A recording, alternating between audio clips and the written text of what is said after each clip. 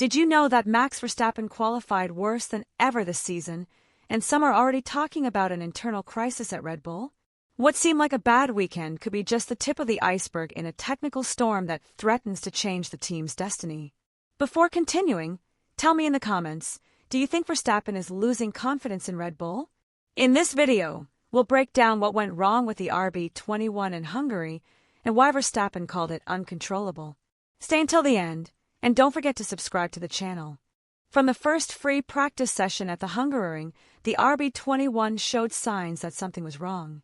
The car, which had dominated effortlessly on other tracks, seemed completely disconnected from the circuit. Neither the car's balance nor the grip response showed any positive signs. The most alarming thing was that the engineers couldn't find a correlation between the simulation data and what Max felt on the track. And if there's one thing that has characterized Red Bull in recent years, it's precisely its mastery in understanding and anticipating these types of problems. Qualifying was the first major blow. Verstappen finished 8th, his worst starting position all season, and even at that point the alarm bells started ringing. The most worrying thing wasn't just the result, but the fact that there was no clear explanation to justify that performance. Neither the suspension settings nor the aerodynamic tests yielded any results.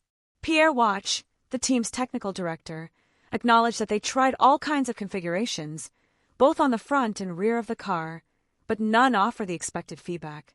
The drivers weren't receiving useful information through the steering wheel, and the data reaching the engineers was confusing and inconclusive. On Sunday, the situation didn't improve. Verstappen crossed the finish line in 9th place, visibly frustrated. It was the toughest race of the year for him, not only because of his finishing position, but because he never had the tools to fight. He said something that resonated around the paddock. "There wasn't a single corner where I felt good." A statement like that, coming from a driver as meticulous and calculating as Max, isn't just a simple vent. It's a symptom that the problem is deeper than it seems. Meanwhile, Yuki Tsunoda, who also drives an RB21 with similar specifications, had an even worse weekend. He was eliminated in Q1 for the 4th time this year and, as if that weren't enough, had to start from the pit lane on Sunday. He finished in 18th place, completely out of contention. While Yuki isn't expected to be at Max's level, his performance also reflected that the car's problems weren't one-off but structural. Laurent Mekies, the new team principal, publicly acknowledged that the drivers weren't given the car they needed. And that's serious. When a team like Red Bull admits it doesn't understand what's wrong, all the alarm bells ring in Milton Keynes. Helmut Marko, the motorsport advisor, didn't hold anything back either. He called it the worst weekend of the year and pointed directly to the most delicate point: the tires didn't reach the ideal temperature window. In Hungary, where slow and medium corners predominate, that weakness was impossible to hide.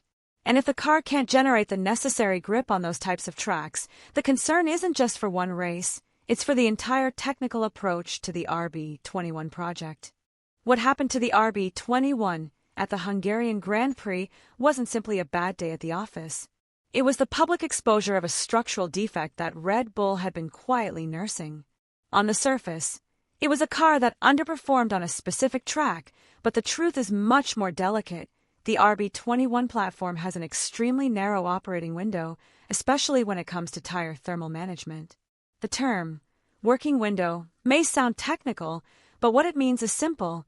There's a very specific temperature range in which the tires offer maximum grip. If they're below that, they won't stick to the road. If they get too hot, they degrade and lose effectiveness. The problem with the RB21 is that this range is so narrow that any small adjustment, whether in tire pressure, aerodynamic setup, or environmental conditions, can ruin the entire race. And that's exactly what happened in Hungary. The Hungaroring track, with its sequence of low and medium speed corners, completely exposed this weakness. Throughout the weekend, Red Bull failed to properly warm up either the front or rear tires. This created a domino effect. When the front axle lacks grip, the car tends to understeer. And when the rear axle isn't at its optimal point either, oversteer sets in. The most worrying thing is that both phenomena alternated without any logical pattern. In other words, in one corner the car would go straight ahead, in the next it would spin out of control at the rear. For any driver, this is a nightmare. But for Max Verstappen, whose driving style is based on total confidence in the car, it is unacceptable. Pierre Watch, the technical director, acknowledged after the race that no setup worked.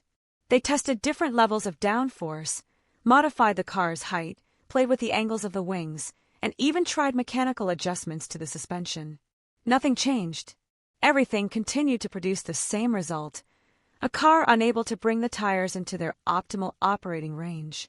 It's as if the RB21 was designed for a single type of circuit, and any deviation from that makes it an unpredictable car. Subsequent data analysis showed that even when the team believed it had found a performance window, it only lasted 2 or 3 laps before the tires fell out of range again. This not only affects pure speed but also race strategy, because it forces more stops than desired and leaves the driver without the tools to defend or attack.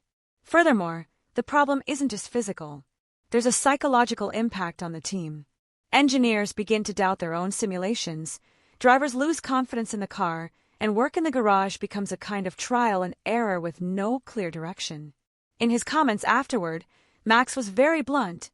He said that no adjustments, neither those made in the morning nor those in the afternoon, improved the situation. And he made it clear that the team must understand the origin of this failure if it wants to prevent a repeat in the future. The RB21's problem isn't solved simply by changing the setup. It requires a thorough review of the aerodynamic and mechanical concept. In particular, the car's floor and diffuser, which are key to generating the downforce that allows the tires to warm up. But that's where another challenge comes in: the budget cap imposed by the FIA. Red Bull can't simply redesign half the rear of the car without taking into account the financial restrictions that affect the entire season. It's like trying to rebuild a house, but without permission to touch the foundations. The big question now is whether this defect is correctable in the short term, or if, on the contrary, we are seeing the consequences of a technical concept that has reached its limits. If the latter turns out to be true, then the concern goes beyond Hungary. Laurent Mekies, who took over as team director after an internal restructuring at the start of the season, spoke out. In a direct and blunt statement, he acknowledged that they had failed to provide the drivers with the car they needed. This is no small statement. When the director of a team like Red Bull publicly admits that they failed to respond to the car's needs, the internal message is resounding: we're lost on this track, and we still don't know how to find our way back. The humility with which Mekies faced the situation can be seen as an attempt to calm the waters, but it also reveals that even the technical leadership is baffled. But the hardest blow came from within. Max Verstappen, who rarely openly criticizes the team, made it clear that the situation was unacceptable. His remarks were brief but intense. He said that nothing is working and that there hasn't been a single corner where I've felt good. This phrase, uttered by a driver who has built his career on consistency and precision, isn't simply a technical criticism. It's a warning. When a driver of his caliber loses confidence in the car, the entire structure suffers. And in a championship where every detail counts, that can become a bigger problem in a matter of days. Helmut Marko, a key figure within the Red Bull team, also weighed in. In his straightforward style, he described the weekend as the worst of the year and pointed to what he considers the core of the problem: the inability to get the tires to their optimal range. According to him, it's a one-off problem. But that one-off is starting to sound increasingly contrived when you see that neither Verstappen nor Tsunoda ever found a viable solution. And if the team's main advisor himself says they're still unclear about the exact source of the failure, the warning signs are growing. The race strategy didn't help matters either. They opted for 2 stops, with the idea of regaining pace by using fresher tires. But the car, as we've already seen, didn't respond to ideal temperature conditions. After the first stop, the degradation was immediate. After the second, the pace only lasted a couple of laps before dropping again. In short, neither the engineers on the pit road nor the technicians in the pit box managed to find a way to keep the car at a competitive level for more than 5 laps in a row. What makes this situation even more critical is that there's no single clear person responsible.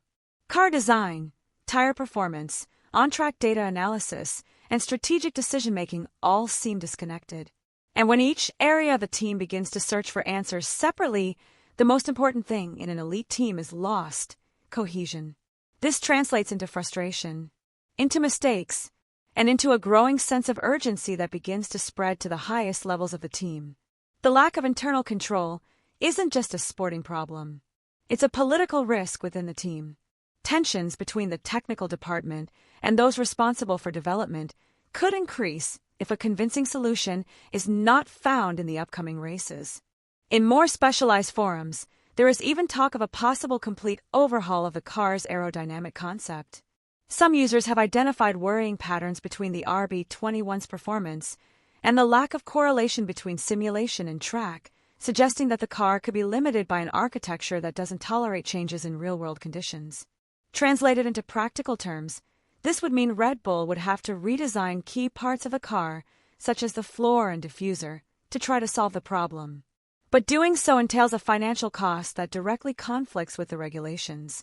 In other words, even if they know what needs to be changed, they may not have the legal or budgetary leeway to do it in time. The first thing the team needs is to urgently expand the car's working window. It's no longer enough to have a fast car in ideal conditions. They need an RB21 that is versatile, that responds predictably on technical circuits, in variable conditions, and that allows Verstappen to exploit his talent without having to fight the car itself at every turn. To achieve this, there's internal talk of revising the floor, the diffuser, and the aerodynamic interaction in slow corners. But the big obstacle remains budget. Under the current rules, making radical changes requires sacrificing other areas of development. And that's where every technical decision also becomes political. The second step is to strengthen the link between the simulator and real-life on-track behavior. One of the points that has generated the most frustration in the technical community is the discrepancy between what the data tells us and what the car actually does when it's out on the road. If Red Bull can't trust its own numbers, making setup decisions becomes an exercise in intuition rather than engineering. And that's unacceptable at this level. To fix it, they'll need to fine-tune their simulation model, review the correlations between factory and track, and even redesign the way they interpret real-time data. Max Verstappen, the most dominant driver of recent years, is at a breaking point. Not because his level has dropped, but because the team is no longer giving him the tools he needs to compete at the highest level. His statements in Hungary were clear, direct, and unusual. So now I ask you, do you think Red Bull has the capacity to react before it's too late? Your opinion is part of this conversation. Don't forget to subscribe to the channel.